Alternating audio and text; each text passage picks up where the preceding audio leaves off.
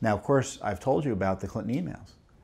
The Justice Department is defending her on the Clinton email matter. They're defending the State Department and other agencies who are stonewalling us and making our lives miserable legally in trying to get access to these records. Remember, it was Justice Department lawyers who, on behalf of the State Department earlier this year, said, well, we shouldn't have to release these records quickly, these Clinton emails quickly, because there's diminished public interest. Well, isn't that convenient? So now this Justice Department, along with the State Department, has proposed a production schedule for 70,000 new Clinton emails that would have them be released to the American people, if at all, have them released to the American people by the year 2020. So we won't see them all till 2020. And by the way, that only begins the battle because they'll be withholding documents, and we may be fighting many years after that over documents they're withholding. You have this Justice Department blacking out the Clinton-Lynch tarmac meeting talking points used by Loretta Lynch's Justice Department. You have this Justice Department defending, along with other Trump agencies, or nominally Trump agencies, they're defending Hillary Clinton's mishandling of classified information. The law requires a damage assessment be done if there's a belief that classified information was breached. And there is that belief. The agencies have no doubt that was the belief. But you have this Justice Department coming in on behalf of these agencies saying the breach wasn't serious enough to warrant an investigation or into a damage assessment. Again, protecting Hillary Clinton.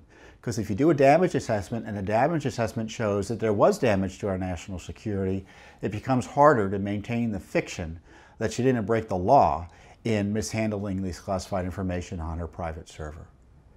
They're also coming in and working with the FBI and trying to convince the court that they don't need to do anything else to find where Hillary Clinton's deleted emails are and other records she may have spirited away from the State Department. Again, this is the Sessions Justice Department, not the Obama Justice Department doing this. We're also seeking to put Mrs. Clinton under oath, to depose her in a Benghazi lawsuit that we have, a FOIA lawsuit. You know, her misuse and mishandling of emails and her hiding emails from us. We want to ask her questions about that. We've already deposed her aides in another litigation last year. We deposed Yuma Abedin and Cheryl Mills. Yet this Justice Department and this State Department has come in and told the courts that Judicial Watch shouldn't be allowed to ask Mrs. Clinton any questions about her emails. Can you see why the president might be upset?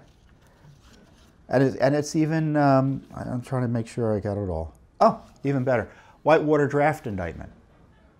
So Hillary Clinton, this is not the first time she's had criminal investigations into her. Back when she was First Lady, she was almost indicted for lying and obstructing justice and engaging in fraud. And the indictment was drawn up and there's a draft. We kind of know what's in the draft, but this Justice Department is defending to the hilt the secrecy about that draft, trying to say that Hillary Clinton has a privacy interest in not having it released. They're going out of their way to defend Hillary Clinton.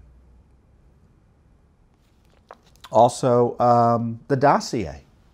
We've asked about the dossier. You know that, or you should know. If you don't, you now do. We've sued for dossier information. Clinton DNC now was funding it, we now know.